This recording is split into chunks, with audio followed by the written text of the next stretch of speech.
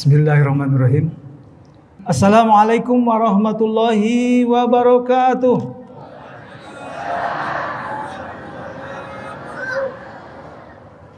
Alhamdulillah. Alhamdulillahilladzi arsala rasulahu bil huda wa dinil haq liyuzhirahu 'alad dini kullih wa kafa billahi syahida. Asyhadu an la ilaha illallah wahdahu la syarikalah. Wa asyhadu anna Muhammadan abduhu wa rasuluh. Allahumma salli ala sayidina Muhammad wa ala ali sayidina Muhammad. Wa qala Allah ta'ala fil Qur'anil Karim, a'udzu billahi minasy syaithanir rajim. Bismillahirrahmanirrahim. Inna a'tainakal kautsar fasholli li rabbika wanhar.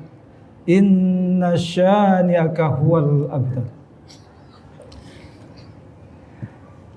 Yang terhormat pengurus Masjid Raya Al-Jabar, khususnya kepada Kiai Haji RD Hardiman beserta jajarannya.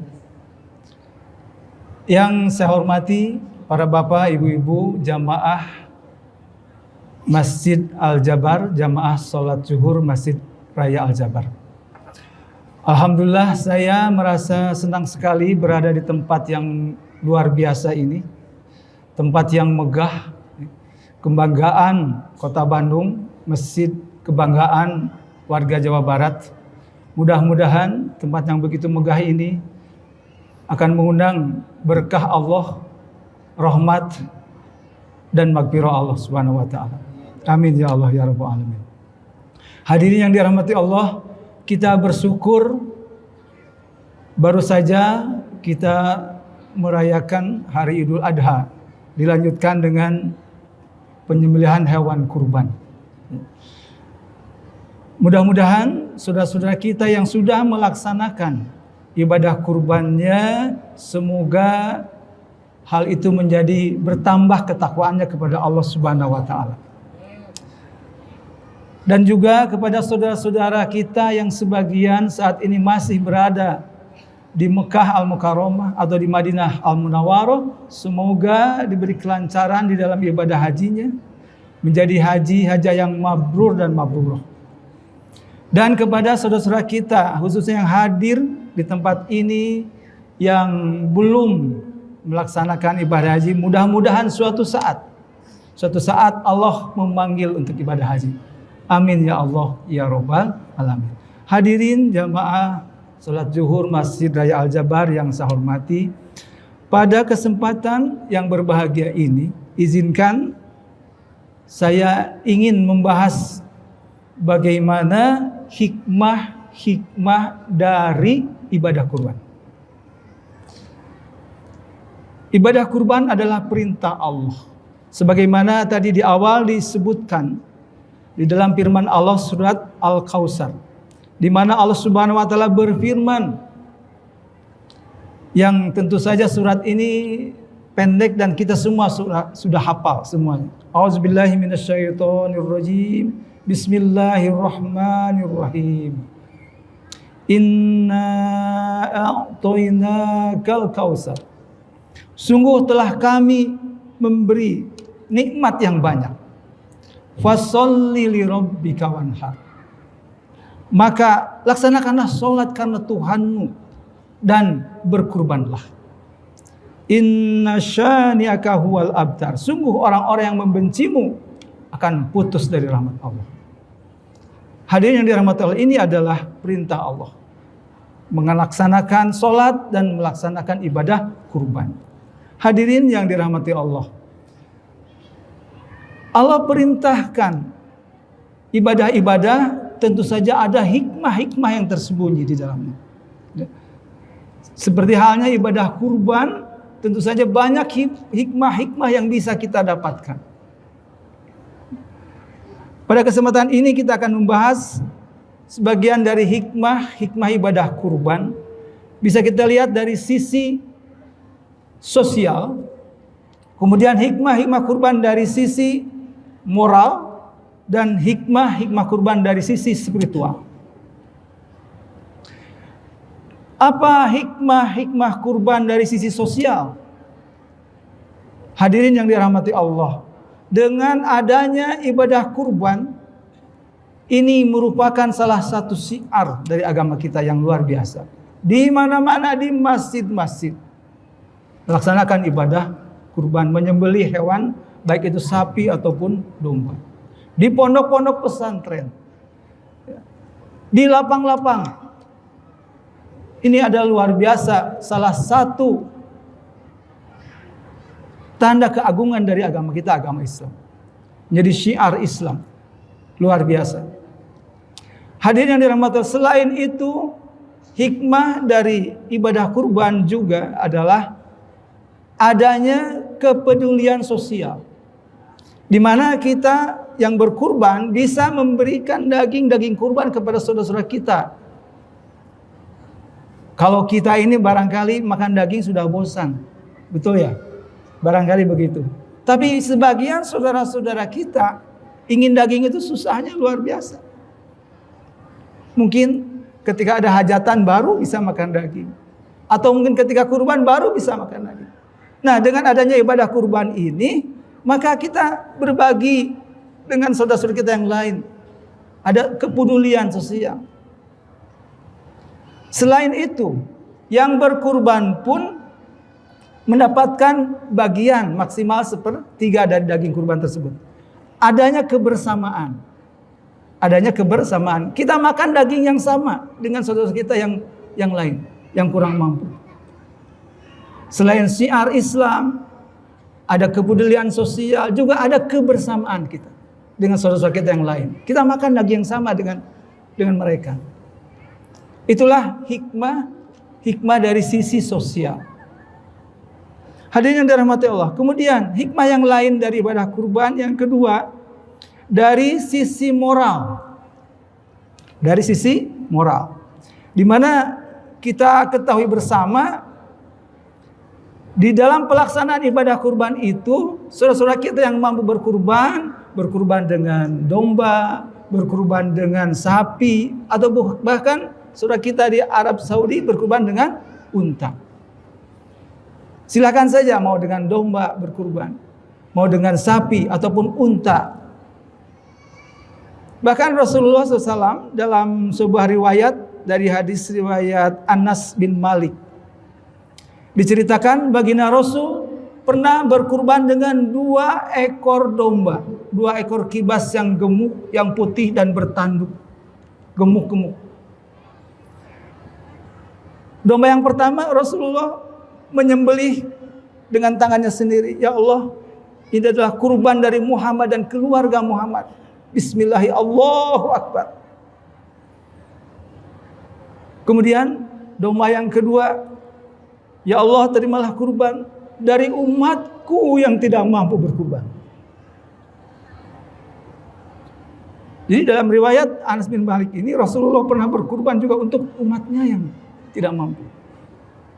Demikian hadirin yang dirahmati Allah, di dalam ritual ibadah kurban, di mana hewan-hewan kurban disembelih dan akhirnya mati. Nah, mudah-mudahan ini dari sisi moral, kita semua bisa juga membunuh sifat-sifat hewan yang ada dalam diri kita. Kita ketahui bersama, kadang-kadang sifat-sifat hewan itu ada dalam diri manusia. Apa saja? Hawa rakus, apalagi tidak tahu malu, menghalalkan segala cara.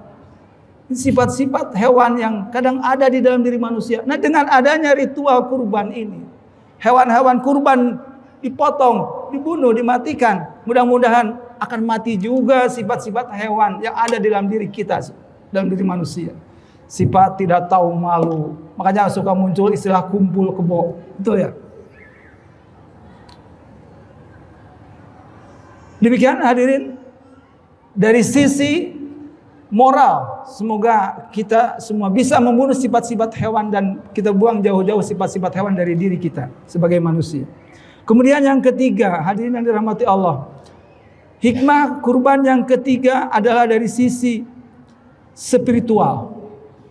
Dari sisi spiritual. Kita tahu bersama bagaimana keluarga Ibrahim alaihissalam dengan putranya Nabi Ismail alaihissalam begitu mengutamakan ketaatan kepada Allah Subhanahu wa taala daripada hawa nafsunya. Ketika Nabi Ibrahim alaihissalam diperintahkan Allah untuk menyembelih putra tersayangnya, siapa? Nabi Ismail alaihissalam. Maka Nabi Ibrahim sami'na wa ata'na untuk melaksanakan perintah Allah walaupun secara logika tidak masuk. Bagaimana seorang anak yang begitu disayanginya harus disembelih? Padahal kita tahu bersama Nabi Ibrahim bertahun-tahun menginginkan keturunan setelah pernikahannya dengan siapa? Siti Sarah. Sudah bertahun-tahun menikah dengan Siti Sarah, belum dikaruniai keturunan. Akhirnya menikah lagi dengan Siti Hajar. Akhirnya dikaruniailah seorang Nabi Ismail alaihissalam. Keluarga Ibrahim adalah keluarga yang soleh, solehah. Begitu mengutamakan ketaatan kepada Allah Subhanahu wa taala daripada hawa nafsunya. Saya tanya kepada ibu-ibu, ibu-ibu, keluarga Nabi Ibrahim bagus tidak? Bagus tidak? Bagus. Mau mencontoh keluarga Nabi Ibrahim? Mau? Mau ya? Mau katanya yang belakang. Catat bapak-bapak, mau katanya. Nabi Ibrahim istrinya ada berapa? Ada berapa, Pak? Ada 2 istrinya. Tadi ibu-ibu katanya udah mau setuju meniru. Bukan itu sebetulnya. Ketaatan kepada Allah Subhanahu wa taala, apapun perintah Allah dilaksanakan. Walaupun harus menyembelih menjadi putranya, walaupun sebetulnya itu adalah ujian, yang disembelih ternyata bukan Nabi Ismail alaihissalam, tapi seekor kibas, seekor domba dari surga. Nabi Ismailnya segar bugar saja, tidak disembelih, karena itu adalah ujian dari Allah. Hadirin yang dirahmati Allah, mari kita meniru bagaimana keluarga Nabi Ibrahim alaihissalam dengan Nabi Ismail alaihissalam yang begitu mengutamakan ketaatannya kepada Allah Subhanahu wa taala. Kadang-kadang kalau kita mah banyak alasan ya terhadap perintah Allah itu. Nah, menikudu sholat segala kadeklok-deklok tarang. Subuh enak-enak tidur, apalagi hujan rintik-rintik. Nah, berkudu sholat segala rupa. Itu perintah Allah, laksanakan. Perintah Allah sholat. Ibu-ibu barangkali ya, kunaon menikudu di kerudung segala rupa, di jilbab, haredang-haredang, barangkali begitu. Itu perintah Allah, laksanakan. Jangan banyak alasan. Kan gitu. Wah, sana jilbab, kerudung itu budaya Arab. Begitu katanya. Bukan budaya Arab berjilbab, berkerudung itu adalah perintah Allah. Lihat surat An-Nur, Al-Ahzab. Itu perintah Allah, laksanakan. Begitulah Nabi Ibrahim alaihissalam, walaupun harus menyembelih putranya Nabi Ismail, itu perintah Allah, laksanakan. Kunaon kudu puasa segala rupa, kalapar-lapar, kahaus-haus, kan begitu ya? Itu perintah Allah, laksanakan. Kenapa harus ibadah haji ke sana? Berdesak-desakan, kadang berbahaya, banyak yang meninggal. Itu perintah Allah, laksanakan. Mengapa harus bayar zakat segala macam, banting tulang, peras keringat, kita mendapatkan harta, harus berbagi dengan yang lain yang tidak ikut bekerja. Kunaon kudu bayar zakat segala rupa, itu perintah Allah, laksanakan. Bagaimana Nabi Ibrahim alaihissalam melaksanakan perintah Allah walaupun harus menyembelih putranya Ismail alaihissalam. Dan seterusnya dan seterusnya. Semua perintah-perintah Allah sami'na wa ata'na. Walaupun tidak sesuai dengan hawa nafsu. Begitupun terhadap larangan-larangan Allah. Ketika Allah melarang, karena itu larangan Allah jauhi. Walaupun menurut hawa nafsu menyenangkan. minuman keras, barangkali lagi dingin-dingin, minuman keras bisa menghangatkan barangkali. Tapi itu larangan Allah, tinggalkan. Hidup bebas, pergaulan bebas, barangkali happy-happy, senang. Tapi itu dilarang oleh Allah. Wala taqrabuz zina, jangan kau dekat-dekat dengan zina. Itu larangan, tinggalkan. Semua larangan-larangan dari Allah, walaupun enak menurut hawa nafsu, tapi itu larangan, jauhi, tinggalkan.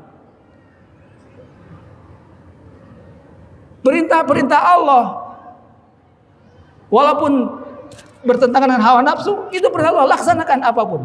Samina wa atona. Begitupun larangan-larangan dari Allah, jauhi. Hadirin yang dirahmati Allah, mudah-mudahan yang sudah beribadah kurban, semoga ibadah kurbannya menjadikan dia meningkat ketakwaannya kepada Allah Subhanahu wa taala. Amin amin ya Allah ya rabbal alamin. Hadirin yang dirahmati Allah, kita sekali lagi berdoa kepada saudara-saudara kita yang sedang melaksanakan ibadah haji, semoga diberikan keselamatan dan menjadi haji dan hajah yang mabrur. Begitupun yang beribadah kurban, semoga dengan kurbannya menjadi peningkatan ketakwaan kepada Allah Subhanahu wa taala. Demikian yang bisa disampaikan pada kesempatan ceramah pada zuhur ini. Terima kasih atas segala perhatiannya. Mohon maaf atas segala kekurangannya. Subhanakallahumma wa bihamdika asyhadu an la ilaha illa anta astaghfiruka wa atubu ilaik. Wassalamualaikum warahmatullahi wabarakatuh.